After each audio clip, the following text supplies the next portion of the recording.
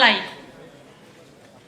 यो देश र देशवासीको सेवा गर्ने हुटहुटीले समाएका बेला म निष्ठाको राजनीति गर्नेछु, इमानदारिताको राजनीति गर्नेछु। हामी यहाँ प्रतिशोधको होइन परिवर्तनको राजनीति गर्न आएका छौँ। उज्यालो नेपाल पार्टी नयाँ युगको प्रारम्भ। नेपालका पुराना दलहरूले अभ्यास गरेको अर्थ राजनीतिक ढाँचामा भएको त्रुटि र असफलताको कारण नेपाली समाज नै उद्योगतितर्फ धकेलिएको छ। छक्काख काँधको भरी अमूर्त मूर्त सम्पदा, छक्काख काँधको भरी अमूर्त मूर्त सम्पदा, म बासना हुँ कस्तुरी, सुवास बन्छु सर्वदा। म रीति हूँ, रिवाज हूँ, म बाणी हूँ, म अर्थ हूँ। म रीति हूँ, रिवाज हूँ, म बाणी हूँ, म अर्थ हूँ। समस्त दुःख बिर्सन म योग्य छु, समर्थ छु। नेपालको उज्यालो भविष्यको लागि वर्तमान संविधानका केही व्यवस्थाहरू संशोधन गरिनेछन्। मलाई यो देश र देशवासीको सेवा गर्ने हुटहुटीले समाएका बेला यो देशको सेवा गर्ने अवसर र जिम्मेवारी दिनुहुने पार्टी नेतृत्वप्रति म सधैँ नै कृतज्ञ रहनेछु।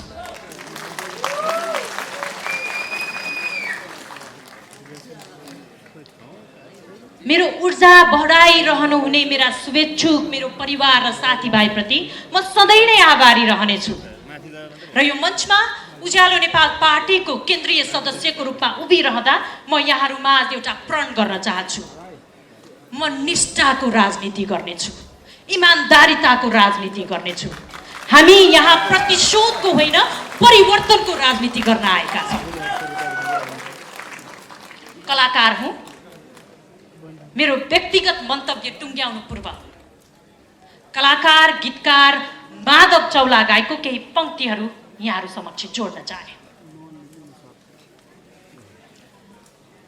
छक्काख काँधको भरी अमूर्त मूर्त सम्पदा, छक्काख काँधको भरी अमूर्त मूर्त सम्पदा, म बासना हुँ कस्तुरी, सुवास बन्छु सर्वदा। म रीति हूँ, रिवाज हूँ, म बाणी हूँ, म अर्थ हूँ। म रीति हूँ, रिवाज हूँ, म बाणी हूँ, म अर्थ हूँ। समस्त दुःख बिर्सन म योग्य छु, समर्थ छु।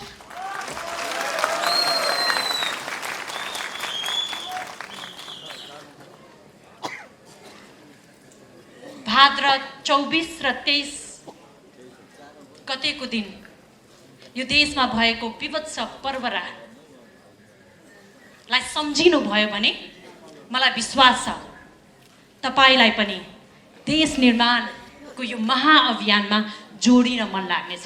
हामीलाई विश्वास गर्नुस्, हामी दलको पार्टीको रूपमा होइन देशको पार्टीको रूपमा अगाडि बढ्नेछौँ। सामाजिक सञ्जालले उल्टाएको यो देशको राजनीतिक परिदृश्यलाई केलाउँदै गर्दाखेरि अहिले तपाईहरू सबैले सामाजिक सञ्जालमा जानुभयो भने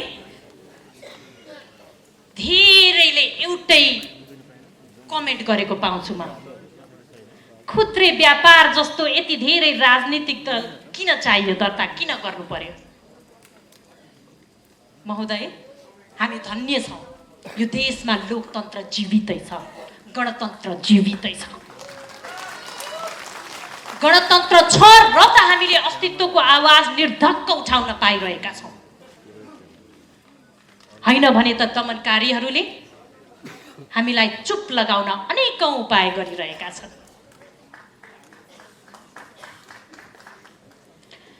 होला तपाईहरूले भने जस्तै यो देशमा धेरै दलको आवश्यकता छैन होला। हामीलाई मौका दिनुस्, एउटा दल हामी देश बनाएर देखाउँछौँ।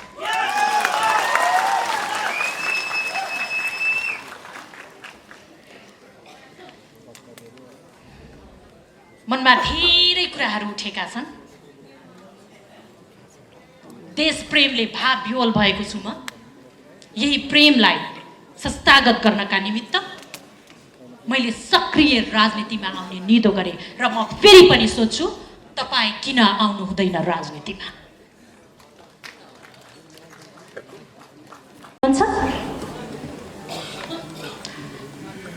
पार्टीको घोषणा पत्र पढेर सुनाउने जिम्मेवारी मैले पाएको छु।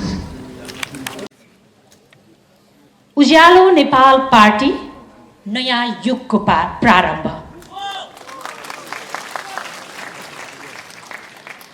विभिन्न कालखण्डको राजनीतिक सङ्घर्ष र जनताको बलिदानले नेपालमा सङ्घीय लोकतान्त्रिक गणतन्त्रात्मक संरचना स्थापित गरेको हो। नेपालको संविधानले सुशासन, समृद्धि र सामाजिक न्याय सहितको समाजवाद उन्मुख लोकतान्त्रिक राज्य प्रणालीको परिकल्पना गरेको छ। 2007 सालपछिको नेपाली समाजले विभिन्न राजनीतिक उथलपुथलको सामना गरेको छ। राजाको प्रत्यक्ष शासन, पञ्चायती व्यवस्था, राजतन्त्रात्मक बहुदलीय व्यवस्था र गणतन्त्र अन्तर्गत नेपाली समाज शासित भएको छ। यस कालखण्डमा मूलतः व्यवस्था परिवर्तनको नेतृत्व गरेका दलहरूले नै सत्ता सञ्चालन गरेका छन्। नेपालका राजनीतिक दलहरूले क्रान्तिको नेतृत्व गर्न सफल भए पनि जनमुखी शासकीय क्षमता प्रदर्शन गर्न सकेका छैनन्। नेपालका पुराना दलहरूले अभ्यास गरेको अर्थ राजनीतिक ढाँचामा भएको त्रुटि र असफलताको कारण नेपाली समाज नै उद्योगतितर्फ धकेलिएको छ। नेपालको सार्वजनिक सेवा प्रवाहमा व्याप्त ढिलासुस्ती, जवाफदेहिताको अभाव र प्रक्रियागत जटिलताको शासनलाई सुस्त, अव्यावहारिक र भ्रष्ट बनाएकाले आम नागरिकमा निराशा र असन्तोष बढ्दो छ। आन्तरिक लोकतन्त्र समेत कमजोर भएका पुराना दलहरूको असक्षमताको परिणाम स्वरूप नेपाली समाज भ्रष्ट तन्त्रको शिकार भइरहेको छ। विद्यमान भ्रष्ट शासकीय अभ्यासको प्रतिरोध गर्दै उज्यालो अध्यायको खोजी गर्ने जनसङ्घर्षको क्रममा 2082 भदौमा नेपालको जेनजी पुस्ताले आमूल परिवर्तनका लागि युगान्तकारी नेतृत्व गरेको हो।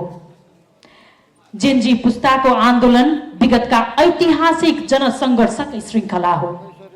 यो जनसङ्घर्षले नयाँ पुस्ताको चेतना, साहस र दृष्टिकोणलाई देशको उज्यालो भविष्यसँग जोड्न नेपालीहरूलाई अभूतपूर्व रूपले प्रेरित गरेको छ। बलिदान, सङ्घर्षबाट प्राप्त प्रेरणालाई शक्तिमा बदलेर जनमुखी परिणाम प्राप्त गर्नको लागि उच्च राजनीतिक चेतना र चिन्तन प्रणालीको प्रतिनिधित्व गर्ने राजनीतिक दल स्थापना र विस्तार गरी सामाजिक न्यायको प्रत्याभूति गर्न सक्ने शासकीय प्रणाली र असल राजनीतिक संस्कारको अभ्यास गर्नु अहिलेको आवश्यकता हो। उपरोक्त पृष्ठभूमिमा हालसम्मका जनसङ्घर्ष, विद्रोह, जनआन्दोलन र क्रान्तिका क्रममा जीवन उत्सर्ग गर्ने शहीदहरूप्रति सम्मान गर्दै सुशासन, समृद्धि तथा सामाजिक न्याय सहित नेपाल र नेपालीको उज्यालो भविष्यको लागि राष्ट्रका सचेत, सक्षम, इमानदार र प्रतिबद्ध नागरिकहरूको सहभागिता र संलग्नतामा नेपालको राजनीतिक अभ्यासमा नयाँ युगको प्रारम्भ गर्ने संकल्प र योजनाको साथ उज्यालो नेपाल पार्टीको जन्म भएको हो।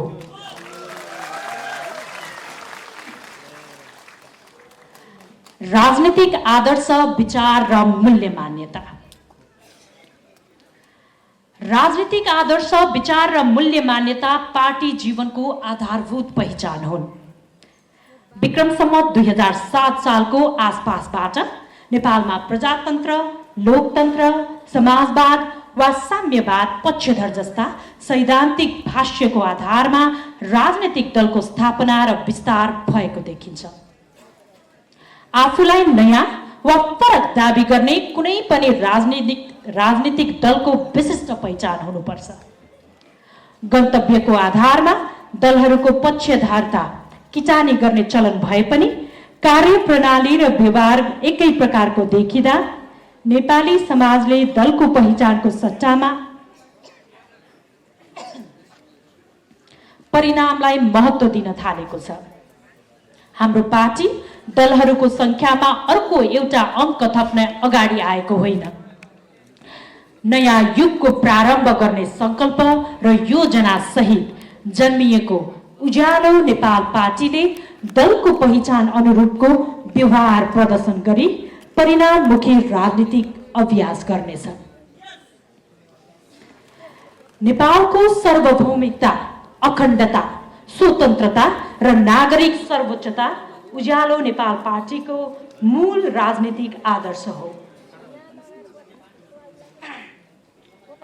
नेपाल बहुजातीय, बहुभाषिक, बहुधार्मिक र बहुसांस्कृतिक पहिचान युक्त राष्ट्र भएकोले यस पार्टीले नेपाली समाजको बहुलपनालाई सम्मान, संरक्षण र सम्वर्धन गर्दै सामाजिक न्यायमा आधारित सहभागितामूलक समावेशी र लोक कल्याणकारी राज्य प्रणाली मार्फत जनताको सामूहिक हितको रक्षा गर्नुपर्दछ भन्ने विश्वास राख्दछ।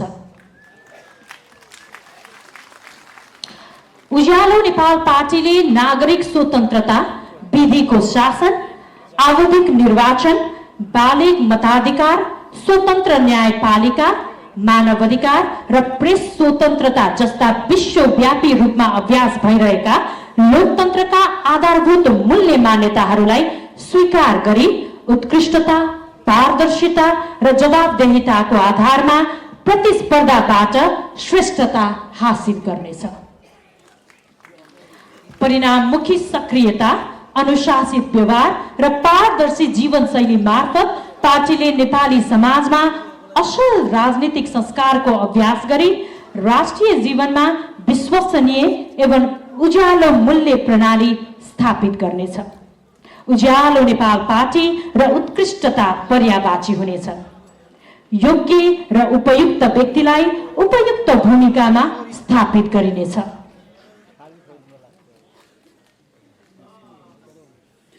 मूलभूत मार्गदर्शन।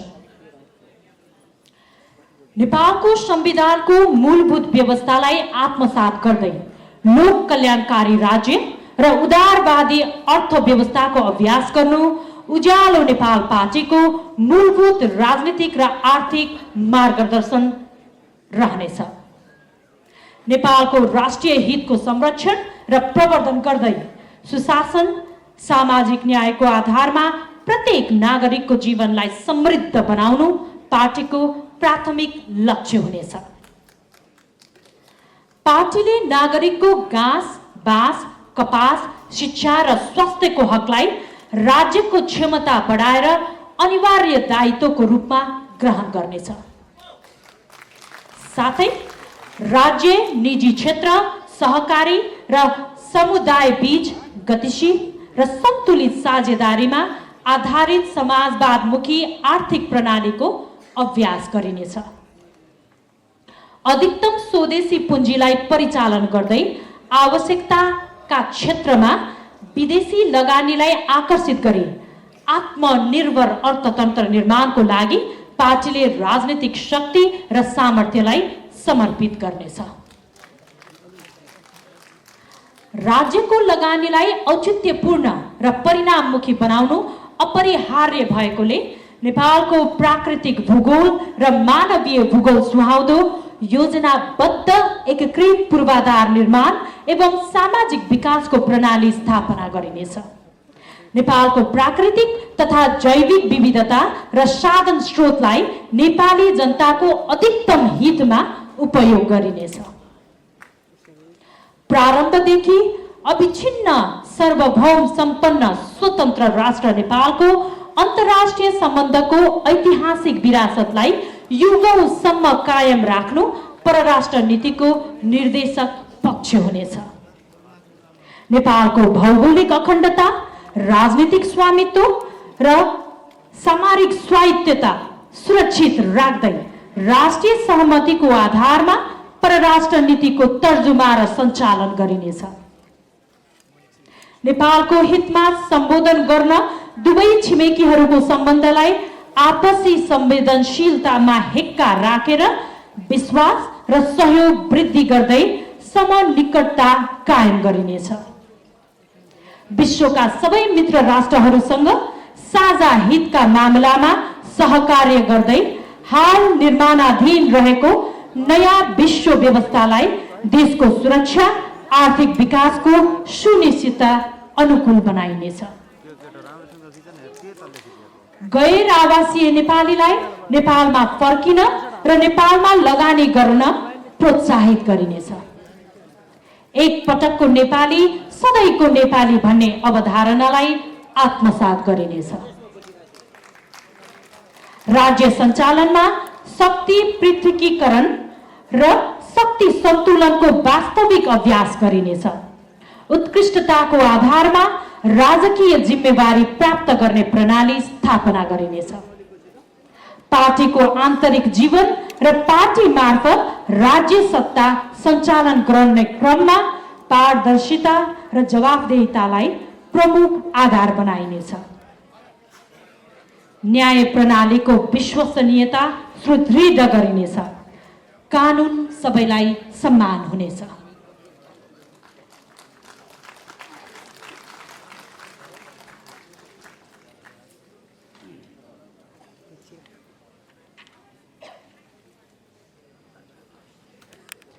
उज्यालो नेपाल, उज्यालो भविष्य।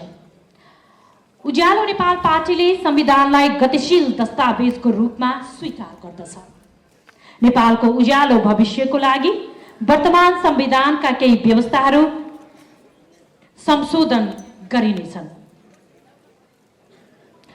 हालको व्यवस्थाबाट समय सापेक्ष स्थिर सरकार निर्माण गर्न समानुपातिक समावेशी प्रतिनिधित्व सुनिश्चित रहने गरी निर्वाचन प्रणालीमा सुधार गरिनुपर्दछ।